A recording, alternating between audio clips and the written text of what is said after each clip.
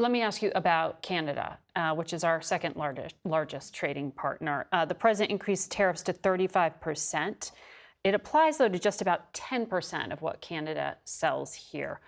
Why bother to do this now in the middle of negotiations? So I would say, first of all, Canada is subject to 50% tariffs on steel and aluminum, 25% tariffs on autos, and again, the 35% tariff on goods that don't follow the rules of USMCA.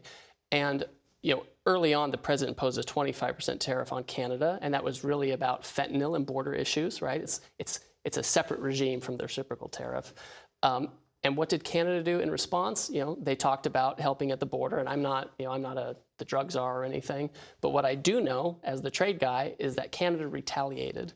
The only other country in the world who retaliated on tariffs was the Chinese. And so if the president's going to take an action and the Canadians retaliate, the United States needs to maintain the integrity of our action, the effectiveness, so we have to go up to. You're talking about the things that the former Prime Minister Trudeau put in place, not the current Prime Minister. And are still in place. They're still in place, but right. The current Prime Minister has held off largely on retaliation here. That's the guy you're negotiating with and his team. So what's the strategy here? And aren't you worried that this will hurt the broader free trade deal if you truly do want to renegotiate it next year? Well, the president's view with every country, whether it's Canada or Mexico, and regardless of the kind of trade agreement we have in place, is that the net result of the trading system, whether it's our WTO agreements or our existing trade agreements, the net result has been that a lot of the manufacturing has gone overseas. And when that's the net result, you can't continue with that system. So, I'm not concerned that it's going to complicate things with Canada. Our view is the president is trying to fix the terms of trade with Canada, and if there's a way to a deal, we'll find it. And if it's not, we'll have the tariff levels that we have. So I hear you drawing distinctions when you say, I'm the trade guy. I'm not the drug czar. Correct. I'm the trade guy.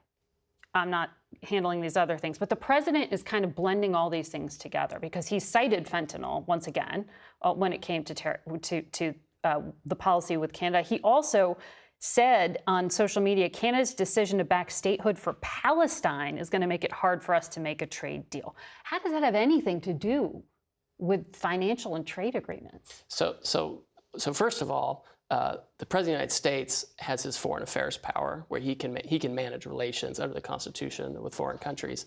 Second of all, Congress delegated to the president the ability to take economic action in response to national emergencies in the International Economic Emergency Powers Act. And for example, the Treasury Department, they have a number of sanctions where they can actually cut off a country's trade with the United States, prohibit goods, cut them off from our financial system for geopolitical reasons. So the fact that they can do that, almost certainly the president can do something that's not as expansive and just put a fee on those goods, which is a tariff. So but can and should are different things, right? And I'm asking you this. But listen, if you're going to sanction somebody and essentially prohibit trade, you almost certainly can do something that's softer, which is to allow the trade and just put a tariff on it.